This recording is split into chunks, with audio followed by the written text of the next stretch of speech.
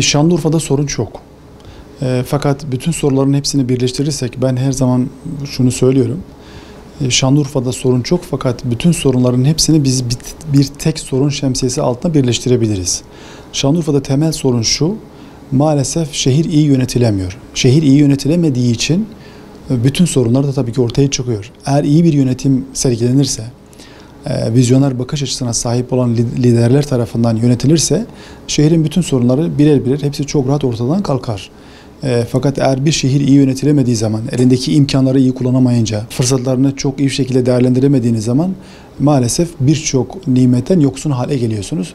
Şanlıurfa'nın temelde sorunu bu. İyi yönetilemiyor maalesef.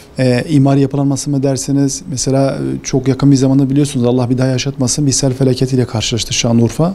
Birçok insanımızı kaybettik.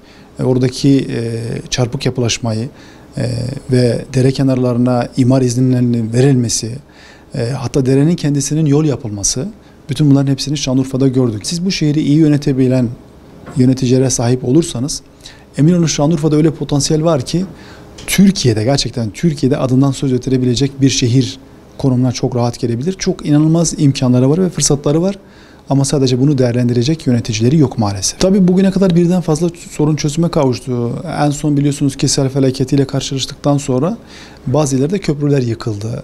Ve bazıları da mecburi olarak köprüler yıktırılmak zorunda kalındı suyun önünü açabilmek için. Üzerinden aylar geçti. Mesela o köprüler yapılmamıştı. Biz onu gündem ettik. DSİ tarafından çalışmalar başlatıldı. Şu an iş makineleri çalışıyor ve şu an köprü yapımına başlanmış durumda. Akabe çıkışında eğitim kampüsü vardı. 9 okulun bulunduğu bir kampüs. Binlerce öğrenci var.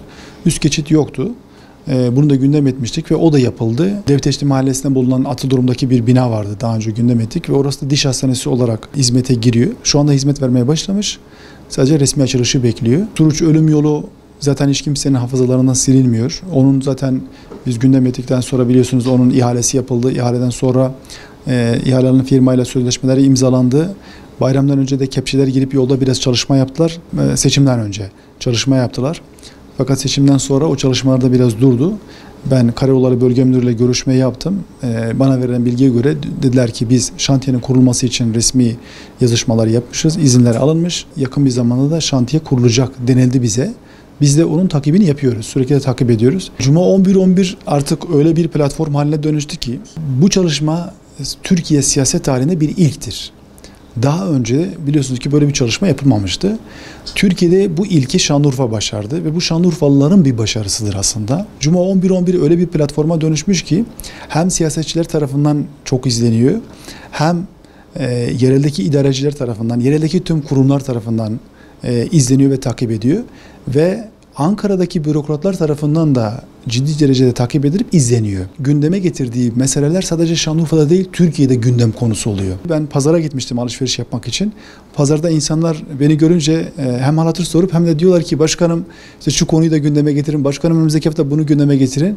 Sürekli insanlar bunu söylüyor. Nerede karşılaşırsak, telefon açan, mesaj gönderen, arayan, partiye gelen ya da ziyaretleri de karşılaştığımız bütün insanlar, herkes diyor ki bu çalışma lütfen devam etsin.